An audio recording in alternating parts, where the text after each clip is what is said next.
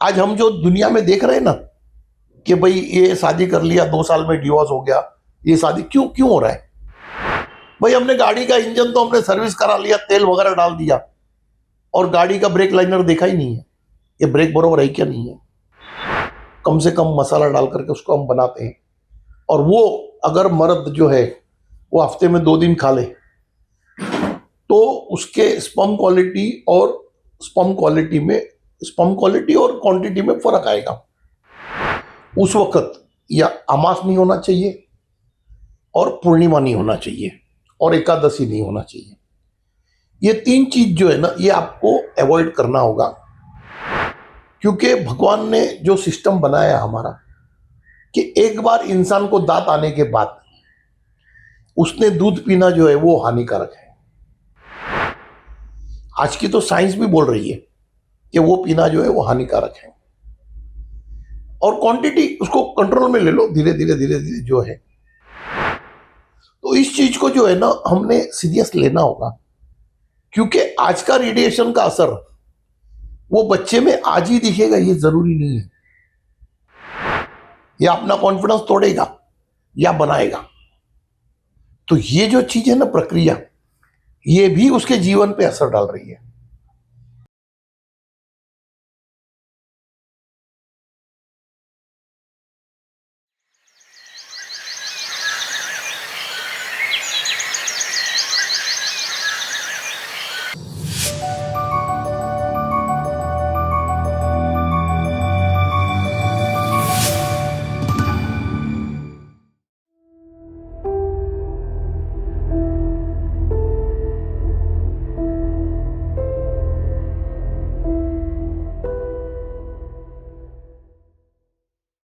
ओम शाई राम। एक बार फिर आप सबका प्रवीण ठक्कर अनमानवा फाउंडेशन चैनल में स्वागत है। आज हम फिर एक बार स्वास्थ्य के विषय पर कुछ मंथन करेंगे। जैसे हमने पिछली बार 3 एपिसोड में जो स्वास्थ्य का मंथन किया, उससे ये मंथन थोड़ा सा हटके होगा, जो मतलब आपको समझने में थोड़ा अलग लगेगा, मगर ये जो मंथन है ये मंथन बहुत जरूरी है। तो ये मंथन शुरुआत होगी हमारे जन्म से। जब हम जन्म लेते हैं, यानी जन्म से पहले भी जब हम माँ के गर्भ में होते हैं, उस वक्त बच्चे का स्वास्थ्य अच्छा रहे, बच्चे का स्वास्थ्य मजबूत रहे, उसके लिए माँ ने अगर उसी टाइम से प्रिकॉशन लेते हैं, हम थोड़ा सा उससे और पीछे चले जाते हैं, गर्भ में आने से भी थोड़ा पीछे चले जाते हैं। तो जब एक औरत मर्द का जब शादी होता है, वहां से हम थोड़ी इसकी शुरुआत करते हैं। अब दोनों का ब्याह हो गया तो बट नेचुरल है कि वो अपने संतान उत्पत्ति के बारे में सोचेंगे। तो अगर आप संतान उत्पत्ति के बारे में सोच रहे हो तो कुछ चीजें आपको आपके हेल्थ में पहले सुधार करनी होगी।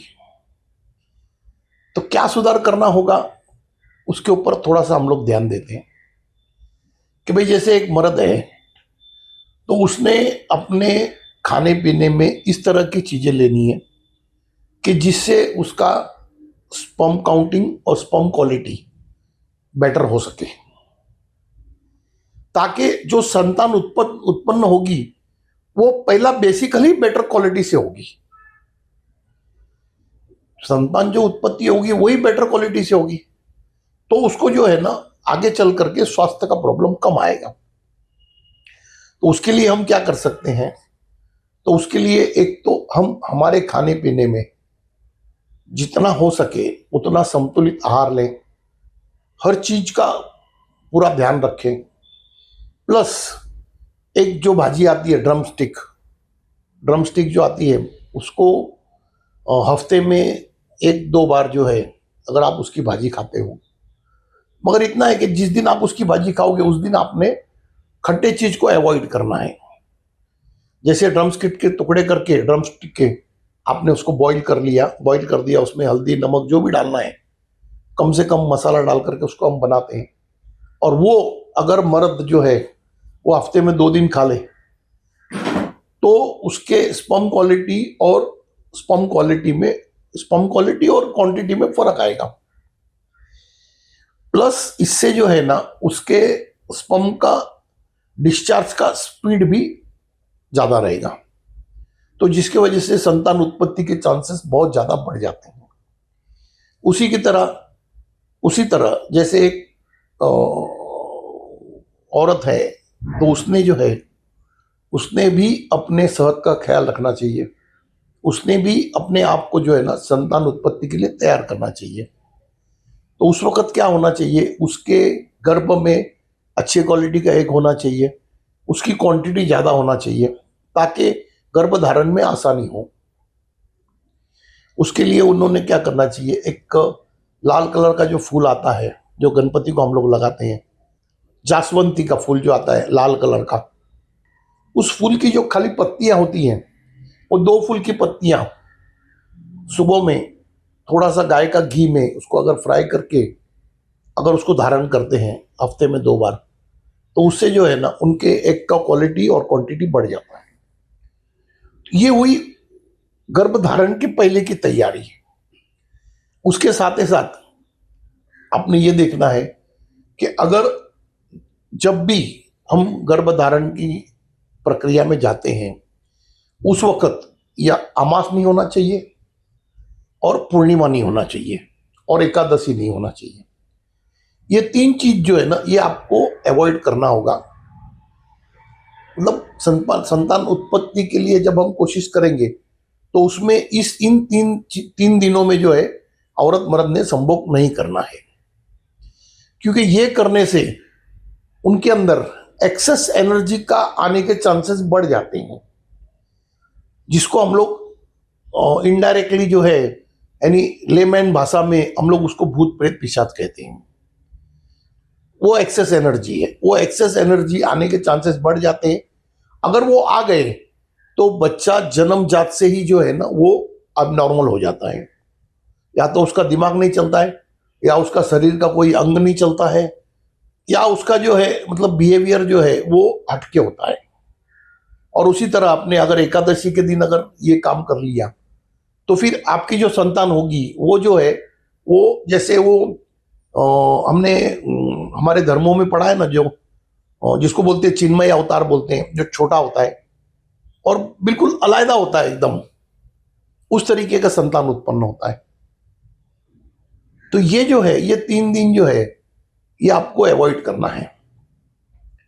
2 एकादशी आती है महीने में, एक अमावस्या और एक पूर्णिमा, यानी ये 4 दिन आते हैं। ये 4 दिन जो है ये आपने क्रिया नहीं करनी है।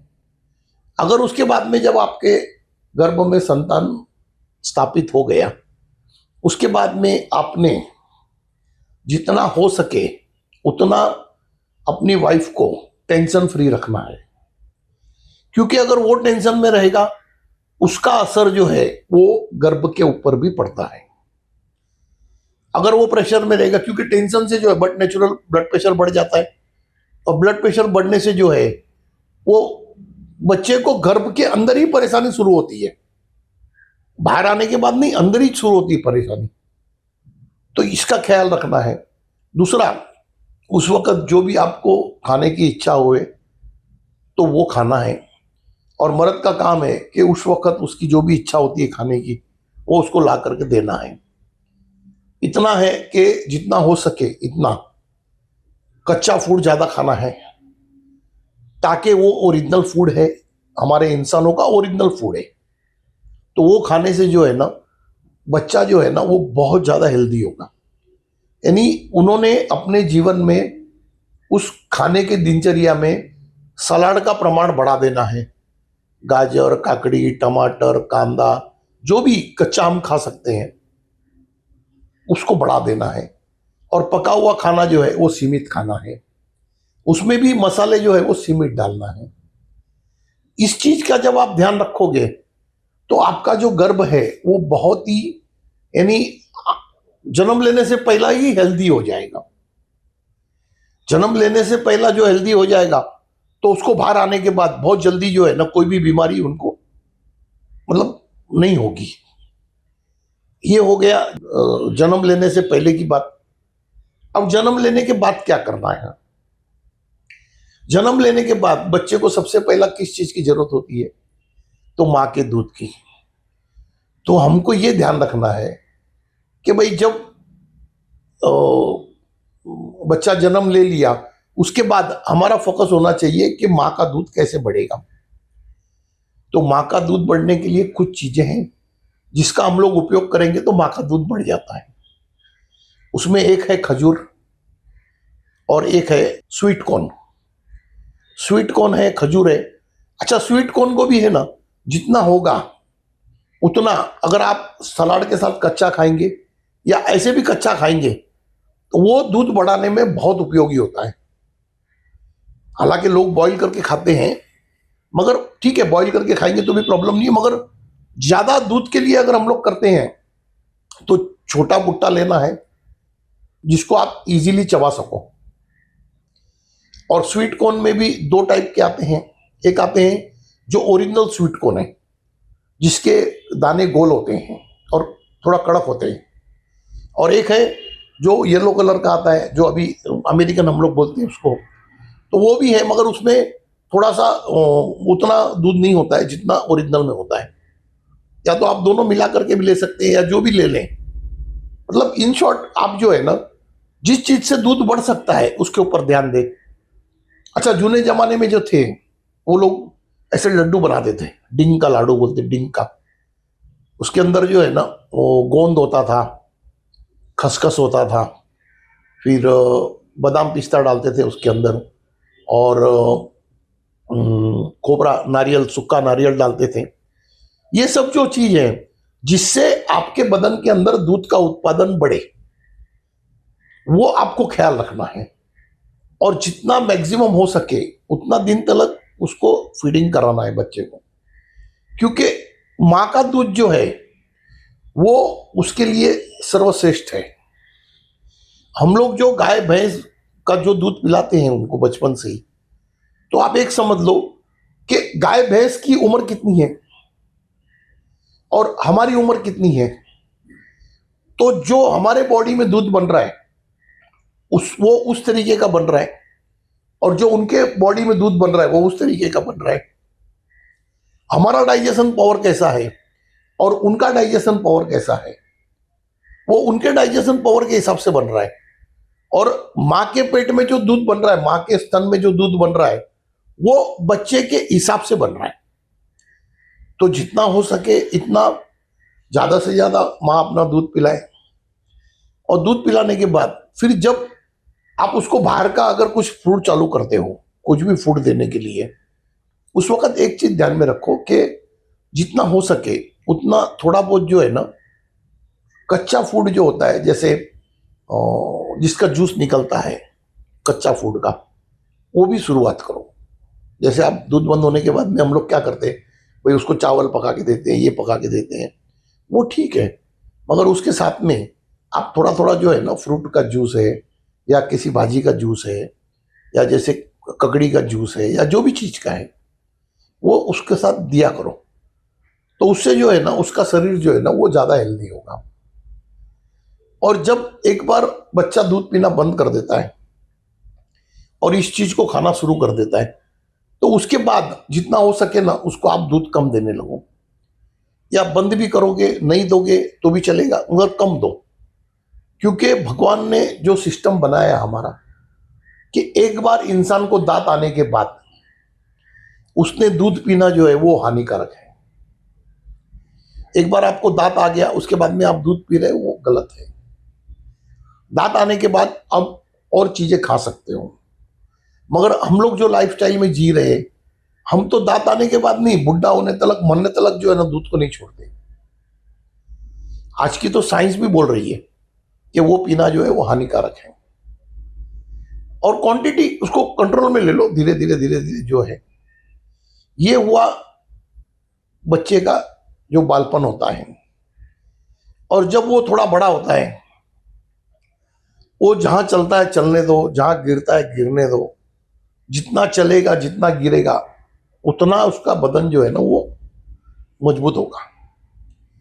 और बच्चों को जितना हो सके इतना कम से कम एयर कंडीशन की आदत डालो, क्योंकि एयर कंडीशन जो है ना वो उनको आगे कमजोर बना देगा। उसको नेचुरल क्लाइमेट में रहने दो। हम जिस देश में जी रहे, जिस तरीके से जी रहे, उसको उसी तरीके से जीने दो।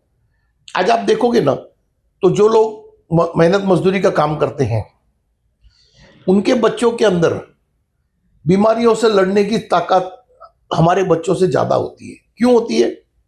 क्योंकि वो सीजन के साथ जी रहे हैं। भाई आपका छोटा भी बच्चा है तो सुबह में आप 6 बजे से लेकर के 7 बजे तक उसे ऐसी जगह में सुलाओ कि जहां पे नेचुरल धूप आता रहे।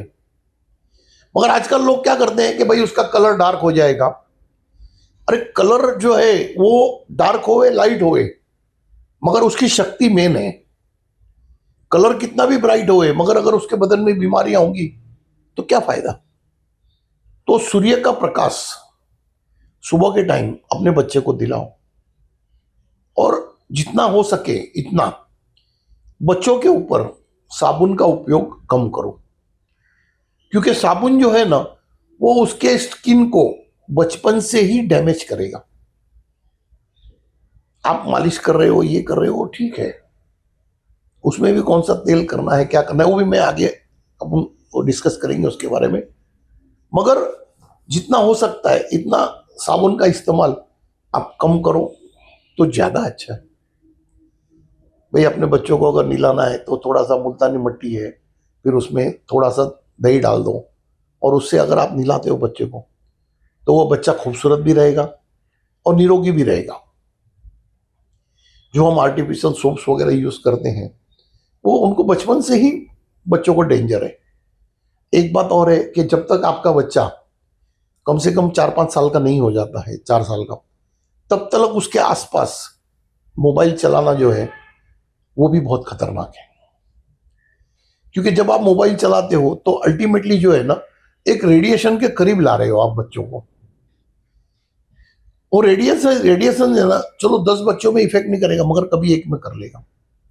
आजकल तो क्या हो रहा है कि वो बच्चों को ही वीडियो कॉल में सामने ला करके और बातें चल रही है, फिर उसके कान में लगा रहे हैं, वो बातें कर रहे हैं।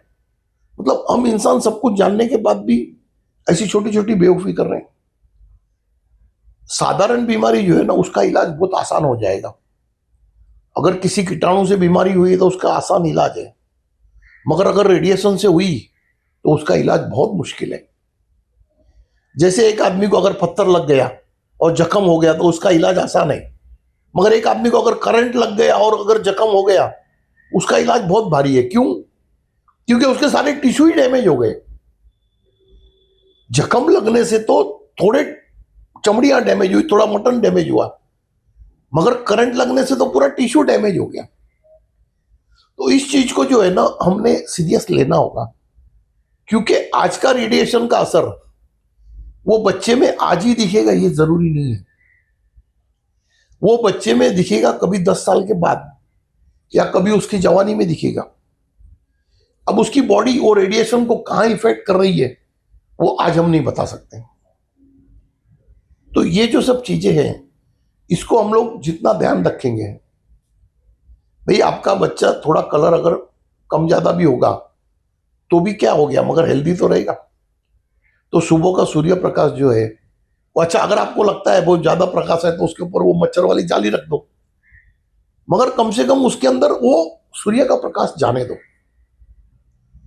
तो स्वास्थ्य जो है, अब हम बड़े हो गए और हमारा स्वास्थ्य खराब हुआ, उसके लिए हम उपाय बता रहे हैं, मगर स्वास्थ्य खराब होवे ही नहीं उसका अगर हम प्रिकॉशन लेते हैं तो आप देखना कि कुछ आने वाले सालों में बाद में जो हमारे बच्चे हैं बीमार होंगे ही नहीं। आज आप देखो जो स्लम एरिया में रहते हैं बच्चे, जो कहीं भी घूमते हैं फिरते हैं, नेचर के साथ रहते हैं, वो ज्यादा बीमार नहीं हो रहे। जितना ज्यादा प्रिकॉशन आप ले रहे हो, जितना उसको आप दूर रख रहे हो हर परेशानी से, उतना ही उसके शरीर के अंदर जो है ना व्याधियां उत्पन्न हो रही हैं। तो थोड़े से जो है ना आप मतलब फ्लेक्सिबल हो जाओ। आप अपने आप को समझो, अपने कार्य को समझो, और बच्चों के लिए क्या जरूरी है और क्या नहीं है वो भी समझो। आज हमारे एजुकेशन सिस्टम में भी थोड़ी सी प्रॉब्लम है कि भाई अभी बच्चा 3 साल का हुआ नहीं तो उसको एजुकेशन में डाल दिए। पहले उसको हेल्थ तो डेवलप करने दो। जब हम लोग पढ़ाई में जाते थे हमारे यहाँ 5 साल के बाद जाते थे, मगर आज तो अभी तो बच्चा जिसको बोलते हैं ना कि सही तरीके से दुनिया को समझ भी नहीं पाया और उसको लेके हम प्ले ग्रुप में डाल देते हैं, उसको लेकर के हम नर्सरी में डाल देते हैं। उसको क्या है, मतलब आप क्या चाहते हो? बच्चा आपका क्यों आया है दुनिया में? पढ़ाई करने और पैसे कमाने उसके लिए आया है या वो अपना जीवन जीने आया है? भाई ये पढ़ाई लिखाई करना, पैसा कमाना और ये जीवन नहीं है। जीवन आनंद का नाम जीवन है। उसका अगर शरीर मजबूत रहेगा तो वो आनंदित रहेगा, या उसके तिजोरी में पैसा पड़ा होगा तो आनंदित रहेगा। ये आप भी विचार करो। भाई स्कूल वाले जो है ना, वो तो आपके बच्चे पैदा होंगे ना, आप देखना आगे आने के बाद तो बोले तब से हमारे हाथ में दे दो, इसको हम ही संभालेंगे। क्योंकि उसको एक जो है ना बिजनेस मॉडल बना लिया गया है, एक बिजनेस मॉडल की तरह बता रहे हैं। और तुम्हारा बच्चा जितना तुम्हारे करीब रहेगा बचपन में, उतना ही बुढ़ापे में भी वो आपके करीब रहेगा। अगर आप उसको बचपन में अपने आप से दूर कर रहे हो तो आप याद रखना बुढ़ापे में वो आपको अपने आप से दूर करेगा।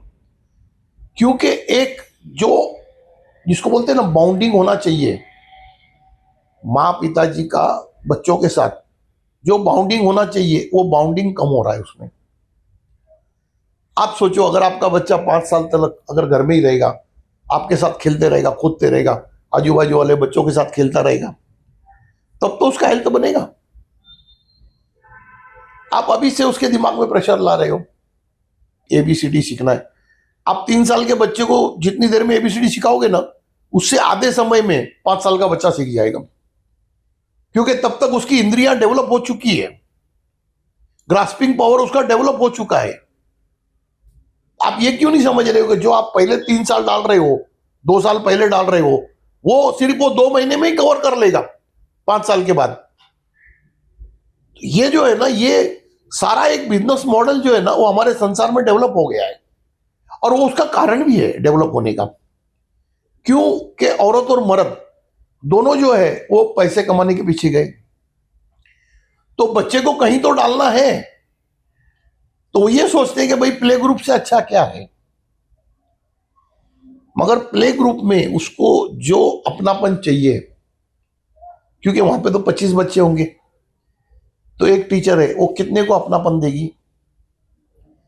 मगर जब वो 5 साल की उम्र तक अगर वो अपने घर में रहता है, भाई अपने माँ बाप के साथ रहता है, या अपने दादा दादी के साथ रहता है, या अपने भाई बहनों के साथ रहता है, तो उसके अंदर जो माया उत्पन्न होगी ना, जो अपनापन उत्पन्न होगा, वो प्ले ग्रुप में जाके नहीं होता है। आज मैं स्वास्थ्य के अंदर ये सब जो चीज लाया हूं ना, क्योंकि ये सब चीज का असर हमारे स्वास्थ्य पे पड़ रहा है। भाई अगर आज उसका ब्रेन डेवलप ही नहीं हुआ है, उसके पहले ही आप जो है उसके अंदर मेमोरी डाल रहे हो। भाई एक एक चीज है कि भाई आपकी अभी चाय की भुक्की पकी नहीं है और उसके पहले आप उसमें शक्कर डाल रहे हो, तो चाय की कड़वाहट पानी में मिलेगी ही नहीं। और अभी तो शक्कर नहीं मेल्ट हुई है, उसके पहले आप दूध डाल रहे हो, तो आपकी चाय स्वादिष्ट कैसे बनेगी? एक एग्जांपल दे रहा हूं कि भाई कौन से स्टेज में क्या होना चाहिए, तब जाकर के अपने बच्चे जो है ना वो स्वस्थ रहेंगे और समृद्ध रहेंगे। भाई अगर एक बच्चा 5 साल के बाद जब उससे आप बात करो तो वो आपके सारे सवालों का सही जवाब देगा। वही अगर आप 2 साल के बच्चे से, 3 साल के बच्चे से बात करो तो वो नहीं दे पाता है जवाब। जब वो जवाब ही नहीं दे पा रहा है और आप उसको पढ़ाई के लिए डाल रहे हो, मतलब ये जो है ना, ये बोलते हैं ना जिसको कि बहुत जल्दी कर देना भी जो है ना वो भी हानिकारक है, और बहुत लेट करना भी हानिकारक है। आप बोलोगे भाई 10 साल के बाद डालूंगा, वो भी नहीं चलेगा। वो हमको तय करना होगा और इसी का असर जो है ना हमारे संसार पे हर नियम में देखने को मिल रहा है। अब ये हुई बचपन की बात। चलो बचपन के बाद में वो स्कूल में जो है पढ़ाई करने लग गया। हर साल जब रिजल्ट आएगा, बरोबर है, तब वो अपना मोरल या तो बनाएगा कॉन्फिडेंस, या तोड़ेगा, या अपना कॉन्फिडेंस तोड़ेगा या बनाएगा। तो ये जो चीज है ना, प्रक्रिया, ये भी उसके जीवन पे असर डाल रही है। आज अगर आपके बच्चे के मार्क कम आए तो आप उससे कैसे बिहेवियर करते हो? क्या आपके पास वक्त है उसको बैठ के समझाने का? क्या आपके पास वक्त है उसको तरीका बताने का पढ़ाई का? नहीं है। आप तो उसको बम मारेगे, थोड़ा दम मारोगे, बोलो जा ऐसा कर ऐसा कर। इससे जो है ना उसका मोरल और टूटता है। तो बच्चों को बच्चे की तरह हमको ऑपरेट करेंगे तभी उसका हेल्थ ठीक रहेगा। क्योंकि हमारे शरीर के खराब होने में 80% हिस्सा जो है ना वो हमारे ब्रेन का है।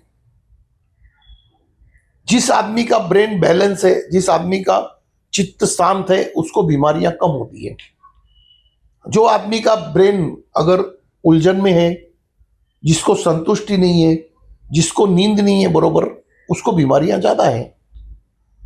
तो आप ये भी देखो कि भाई आपका बच्चा जो है जब 5 साल से छोटा है तो उसने कम से कम 10 घंटा सोना चाहिए। क्योंकि जब बच्चा सोता है ना तभी उसका शरीर डेवलप होता है।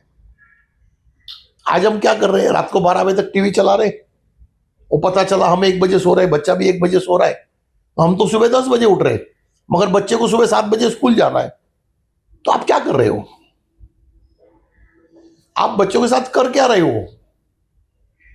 और आप चाहते हो आपके बच्चा हेल्दी बने। जिस वक्त हमारे जमाने में हम एसएससी में जाते थे पढ़ने, तो हम हमारी सेविंग करके जाते दाढ़ी।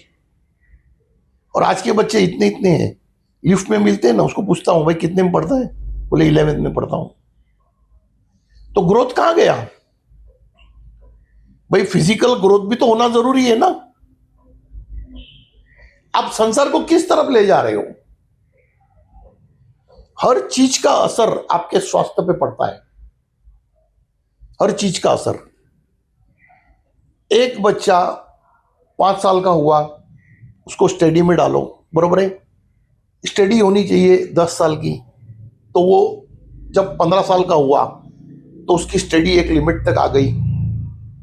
उसके बाद में उसकी हायर स्टडी चालू होती है। हायर स्टडी के साथ ही साथ जैसे मैंने बताया था कि उसका इनकम जनरेट होना शुरू होना चाहिए।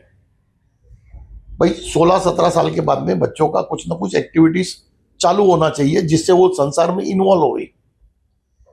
जितना वो लोगों में इन्वॉल्व होगा उतनी इसकी स्वास्थ्य ठीक रहेगी। घर में पड़ा हुआ बच्चा आप देखना, या तो मेंटली डिस्टर्ब हो जाता है या फिजिकली डिस्टर्ब हो जाता है। क्यों डिस्टर्ब हो जाता है? क्योंकि उसके आप खुली हवा में जाने नहीं देते हो। जैसे आपने कितना भी हेल्दी चिड़िया अगर आपने आपके पिंजरे में रख लिया, जब उसको आप खोलो नहीं उड़ पाता है, क्योंकि उसके पंखों को फड़कने का मौका ही नहीं मिला। उसी तरह आप आपके बच्चों को जितने देर तक समाज से दूर रखते हो, समाज से यानी हकीकत से दूर रखते हो, जिंदगी में काम करना, अर्निंग करना वो हकीकत है, उससे दूर रखते हो, उतना ही आपके बच्चे का स्वास्थ्य खराब होने के चांसेस ज्यादा है। अच्छा, रही बात, आगे हम चलेंगे। अब हमारे जो लॉ बने हुए, कभी 18 साल के बाद बच्चों को जवान गिना जाएगा, 18 साल के बाद जवान गिना जाएगा, और 5 साल और पकड़ लो तो 23 साल हो गया। तो कम से कम 25 साल में तो आपके बच्चों की शादी होनी चाहिए। भाई जवान तो हो गया मगर उसकी शादी नहीं हुई है, तो फिर उसकी वो जवानी किस काम की? और कैरियर बनाना है, कैरियर, अरे तू कैरियर बनाने आया क्या इस संसार का आनंद लेने आया? अच्छा, शादी कर लेने से तेरा कैरियर नहीं बनेगा क्या? शादी करने के बाद तेरी बुद्धि बंद होने वाली है क्या? शादी करने के बाद तेरे हाथ पैर बंद होने वाले? ये सोच जो है ना, ये भी हमारे स्वास्थ्य पे असर डाल रहा है। आज आप देखो, जो बच्चे लोग की उम्र 30 साल हो गई है, उनके ब्याह नहीं हुए, उनके साथ आप बात करो ना, आपको लगेगा मैं किससे बात कर रहा हूं। वो अपने आप में जो है ना, वो उलझन में है, वो अपने आप में ही उलझन में है एक। तो शरीर को जिस वक्त जो चाहिए, अगर आप वो प्रोवाइड करोगे तो ही वो शरीर हेल्दी रहेगा। भाई मेरी एक गाड़ी है, इसको 10,000 किलोमीटर के बाद ऑयल चेंज होना ही चाहिए, तो चलो 10 की जगह 12,000 किलोमीटर हो जाएगा, 15,000 हो जाएगा। अगर उसके बाद भी मैं नहीं करता हूं 20,000 किलोमीटर में, तो गाड़ी की हालत क्या होने वाली है? वही हालत हमारे सेहत की होने वाली है। अगर हमको दोपहर को 12 बजे भूख लगी, चलो हमने 1 बजे तक खाना खा लिया तो संतुष्टि हो जाएगी, मगर अगर हम शाम को 5 बजे खाना खाएंगे तो क्या होगा? एसिडिटी हो जाएगी। देखो, ये जीवन के अगर ये पहलू है, अगर इसके ऊपर आप ध्यान नहीं दोगे, ये आपके सेहत के ऊपर असर डालेंगे। भाई सिंपल चीज है, अगर आपके बच्चे का ब्याह 25 26 में हो जाएगा, तो बट नेचुरल है 30 के पहले उसको संतान हो जाएगी, और जब 30 के पहले संतान हो जाएगी तो जब वो 50 का होगा तब संतान 15 की हो जाएगी, 16 की, तो वो भी अपने तरीके से पैर पे खड़ी हो जाएगी। अब आप शादी अगर 35 साल में करोगे, तो उस वक्त, कोई बुरा मत मानना मेरी बातों में, उस वक्त ना आपकी सेहत होगी शादी करने जैसी, और ना आपका उस तरीके का स्पर्म होगा कि जो हेल्दी चाइल्ड को जन्म देवे। तो हम गलतियां जो है ना, हमको पूरी तरह जड़ से मिटानी होंगी। अगर हमको हेल्दी रहना है, हमको स्वस्थ रहना है, हमारे जीवन को आनंदित रखना है, तो इन सारी गलतियों पे ध्यान देना होगा। अब इससे थोड़ा आगे चले हम और भी, तो भाई जब आपकी उम्र 20 साल हो जाती है, तो मैंने पहले भी कहा था, 20 साल से लेकर के 25 साल 23 साल के बीच में 3 साल से 5 साल एक्सरसाइज करना, चाहे वो लड़की होए चाहे लड़का होए, उसके लिए बहुत जरूरी है। क्योंकि वो जो वक्त है, वो वक्त में आपके शरीर का ग्रोथ बंद हुआ 20 साल की उम्र में, और उसके बाद में 3 से 5 साल के अंदर आप जो शेप आपके बॉडी को दोगे, आप जो ताकत अपनी बॉडी को दोगे, वो आपके साथ लॉन्ग टर्म तक रहेगी। तो मिनिमम एक्सरसाइज, मैक्सिमम एक्सरसाइज करना बहुत जरूरी है। 20 साल के बाद अगर किसी का बच्चा एक्सरसाइज नहीं कर रहा है, वो मदर फादर ने उसको समझाना चाहिए, उसको एक्सरसाइज पे लगाना चाहिए। क्योंकि जब वो शादी करेगा 25 साल से 26 साल की उम्र में, तब उसका फिजिकल बॉडी पूरी तरह फिट होना चाहिए। जब वो पूरी तरह फिट होगा तभी एक हेल्दी चाइल्ड का जन्म होगा। अगर वो फिजिकली फिट नहीं होगा, तो जो चाइल्ड होगा ना, वो भी फिजिकली अनफिट ही रहेगा। तो ये जो स्वास्थ्य है, ये स्वास्थ्य हमारे जन्म होने से पहले हमारे माता पिता का स्वास्थ्य सही होगा, तो हमारा स्वास्थ्य जो है ना, वो 80% सही ही रहेगा। और हम जब संतान उत्पत्ति करेंगे, उस वक्त हमारा शरीर ठीक होगा, तभी हमारे बच्चे का शरीर जो है ना, वो ठीक रहेगा। तो ये जो सारी प्रक्रिया है, इसको अच्छी तरह समझना और इसको अपने जीवन में उतारना और इसके ऊपर मंथन करना बहुत जरूरी है। हर चीज जो है ना, ये आपके दिलो दिमाग पे, आपके कॉन्फिडेंस पे, आपके सेहत पे, आपके जीवन पे पूरी तरह असर डालेगी। आप इसमें से जो भी चीज अगर बायक्रॉस करते हो, बाईपास करते हो, वो आगे जाकर के आपको दिक्कत देना ही है उसने। भाई आप जिस माहौल में जी रहे हो, जिस संसार में आज हम जी रहे हैं, उस संसार में बहुत सी चीजें ऐसी है कि जिससे हमको परहेज करना जरूरी है। अगर हम उसको परहेज नहीं करेंगे, अगर उसके ऊपर विचार नहीं करेंगे, तो ये परेशानी जो है ना, ये हमारे बच्चों को एक उम्र के बाद पता चलेगी। हमारी गलतियों का परिणाम हमारे बच्चे जो है ना एक एज में आने के बाद में उसको भरेंगे। ये मैं जो 5 चीज का प्रोग्राम चला रहा हूं ना, इसका कारण ये है कि ये पांचों चीज जो है ना यही आपके जीवन को मजबूत और आनंदित बनाती है। आपका सेहत अच्छा रहे, आपके सांसारिक रिश्ते अच्छे रहे, आपकी इनकम अच्छी रहे, जो भी है आप आपका मतलब व्यवहार अच्छा रहे, आपके मन मगज में शांति रहे। ये कब आएगा? जब हम जीवन को पूरी तरह समझेंगे। भाई हमने गाड़ी का इंजन तो हमने सर्विस करा लिया, तेल वगैरह डाल दिया, और गाड़ी का ब्रेक लाइनर देखा ही नहीं है, ये ब्रेक बरोबर है क्या नहीं है। गाड़ी के टायर का बेरिंग चेक ही नहीं किया, और हम सफर पे जाएंगे तो क्या होगा? इंजन तो सही चलेगा मगर गाड़ी रुक जाएगी। क्यों रुक जाएगी? क्योंकि हमने उसके बाकी चीजों को चेक नहीं किया। उसी तरह अगर आपने आपके जीवन में सिर्फ अगर आर्थिक के ऊपर पूरा फोकस रखा है आपका, तो आप बाकी चीजों में जो है ना अटक जाओगे। आज का जीवन जो लोग चला रहे हैं, इनका मैक्सिमम फोकस जो है सिर्फ आर्थिक पे है, शारीरिक पे नहीं है, सांसारिक पे नहीं है, आध्यात्म में नहीं है, सिर्फ आर्थिक आर्थिक और आर्थिक। तो आपके जीवन में आर्थिक की जरूरत कितनी है? 20% ही है, क्योंकि 5 प्रोग्राम में परसेंटेज वाइज 20% ही है। अगर आप उसी को 80% समझ रहे हो, तो बाकी के जो 80% है वो तो 20% में आ जाएंगे, और तो कुछ होगा ही नहीं आपके पास। आपके पास और कुछ नहीं होगा। आज हम जो दुनिया में देख रहे हैं ना कि भाई ये शादी कर लिया, 2 साल में डिवोर्स हो गया, ये शादी क्यों क्यों हो रहा है? इसका कारण यही है कि आप फिजिकली मेंटली आप फिट नहीं हो। क्यों? आप अगर किसी पे गुस्सा होते हो तो उसकी गलतियों पे कम होते हो, अपनी कमजोरियों पे ज्यादा हो रहे हो। ये बहुत कम लोग सोच पाते हैं। ये कौन सोच पाएगा?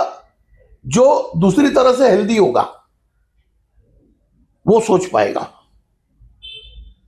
तो ये सब जो सब्जेक्ट है ना, इसको हम लोग इसी तरह चलाएंगे।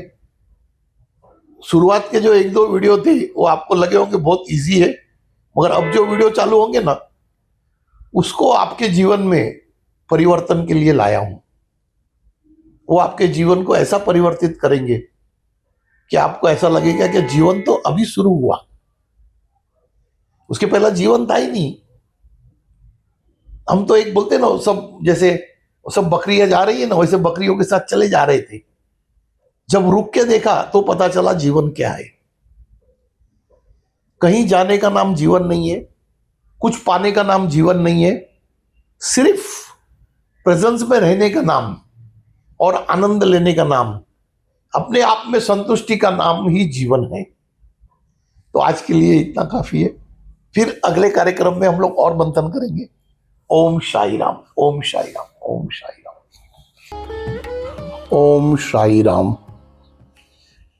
अगर आप भी अपने अनुभव लोगों के साथ साझा करना चाहते हो, तो आपके अनुभव का एक वीडियो रिकॉर्डिंग जो ये नंबर दिए गए हैं उसके ऊपर आप भेजिए। तो भेजने के बाद में उसको जो है ना अनुभव के सीरीज में दिखाया जाएगा। और अगर आपके पास कोई प्रश्न है जो इस 5 सब्जेक्ट को लेकर के, अगर कोई प्रश्न है आपके, आध्यात्मिक है, आर्थिक है, शारीरिक है और सांसारिक है, पर्यावरण है, इसमें अगर कोई भी आपके प्रश्न आपके दिल में हैं जिसके बारे में आप जानना चाहते हो, तो वो भी आप मुझे रिकॉर्डिंग करके भेज सकते हो। तो फिर आपकी रिकॉर्डिंग और मेरे जवाब दोनों जो हैं वो एपिसोड में हम लोग साझा करेंगे। तो इस तरह से एक ये नई मुहिम शुरू होगी जिससे बहुत कुछ लोगों को जानने मिलेगा और बहुत कुछ उनको समझने में आसानी होगी। तो अगर किसी का कोई भी अनुभव है, छोटा से छोटा है, बड़े से बड़ा अनुभव है, अगर वो साझा करना चाहता है सब लोगों के साथ, तो वो अपना एक वीडियो रिकॉर्डिंग करके ये दिए गए नंबर पे आप भेज दीजिएगा। ओम साई राम, ओम साई राम।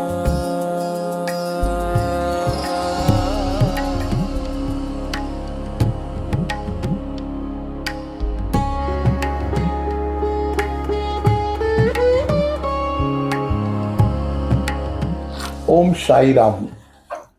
आज के बीमारियों के उपचार में जो ओल्ड एज है, जिनकी उम्र हो गई है, जिनको बदन में कमजोरी रहती है, बदन में दर्द रहता है, और जिसको बोलते हैं ना कि एनर्जी लेवल भी थोड़ा सा मतलब कमजोरी रहती है उनको, जो लोग सही तरीके से खाना नहीं खा पाते हैं या जिनको सही तरीके से डाइजेशन नहीं होता है, तो उनके लिए जो है ना एक बहुत बढ़िया मैं सूप बताता हूँ। वो सूप मिला करके पिलाने से तो ओल्ड एज लोगों को जो है ना वो बहुत बेनिफिट मिलता है। ये उनके बदन का दर्द कम हो जाता है और उनको चलने फिरने में फुर्ती महसूस होती है। तो उसके लिए हमने 2 गिलास पानी लेना है। 2 गिलास पानी को एक बर्तन में डाल करके उसको गर्म करना है, और जब वो गर्म होता है तब उसके अंदर 1 चम्मच चावल, सिर्फ 1 चम्मच, 1 चम्मच चावल डालना है, और अदरक छील के थोड़ा अदरक डालना है, थोड़ा हल्दी और थोड़ा नमक, और उसको अच्छी तरह बॉईल करना है। इतना बॉईल करना है ना कि वो चावल मेल्ट हो जाना चाहिए। जब चावल मेल्ट हो जाएगा तो वो गंजी की तरह बन जाएगा, जैसे हम लोग चावल में से पानी निकालते हैं ना, वैसा बन जाएगा। और उसके बाद में उसको जो है छान करके, तो वो 2 गिलास का 1 गिलास बन जाएगा। तो वो जो है 1 गिलास वो आप सूप की तरह पीने से आपको बदन के सारे दर्द निकल जाएंगे और आपको बदन में फुर्ती आएगा, और एनर्जी लेवल जो है ना वो बहुत ही मेंटेन रहेगा। जो लोग बीमार हैं, जो खाना नहीं खा पा रहे, या जिनके मुंह में स्वाद नहीं है, उनके लिए भी ये बहुत अच्छा है। तो ये एक आप उपचार कीजिएगा, इससे जो है ओल्ड एज लोगों को बहुत ही सपोर्ट मिल जाएगा। ओम साई राम।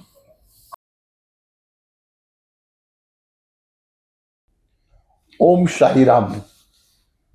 आज के स्वास्थ्य के लिए जो भी है, बच्चे से लेकर के बुढ़े तक, हर एज का आदमी जो है ना वो अपने आप में एक जिसको बोलते हैं ना हम सेल्फ क्यूरिफाई सिस्टम, जो आपके बदन का सारा क्यूरिफाई करेगा।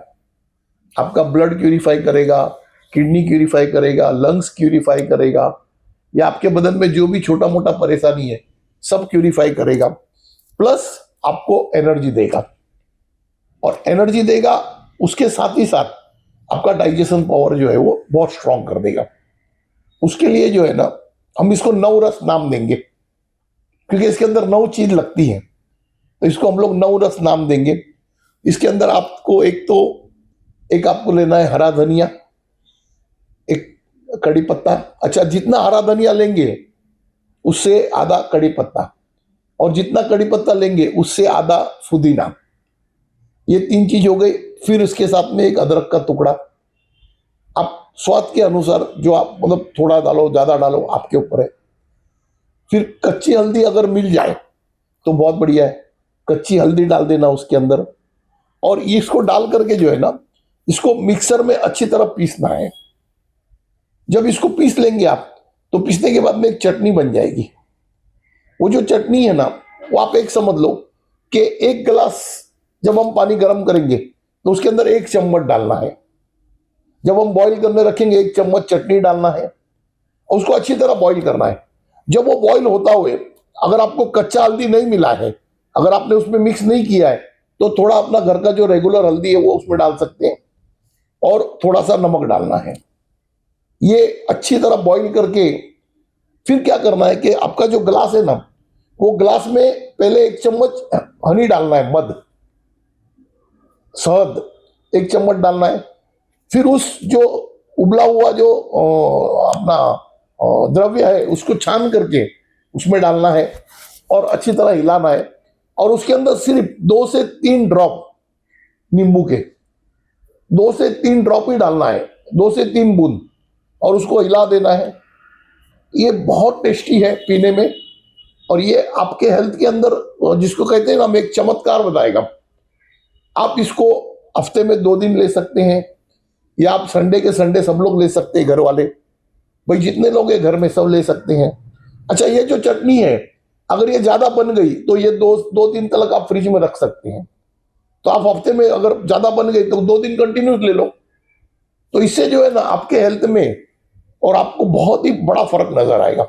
और जो लोग बीमार हैं, जिनकी दवाई चल रही है किसी भी चीज की, उसके लिए ये एकदम वरदान है। ये इसको करने से एक तो आपका ब्लड प्यूरिफाई होगा, आपका ब्लड प्रेशर कंट्रोल में रहेगा, किडनी प्यूरिफाई होगा और आपका डाइजेशन सिस्टम प्रॉपर होगा। ये सारे बेनिफिट जो है ना, ये एक जो है ना, ये 9 रस के अंदर मिल जाएंगे आपको। पानी को पकड़ के 9 चीज होती है, 9 रस इसलिए इसका नाम दिया है। ठीक है, ओम साई राम।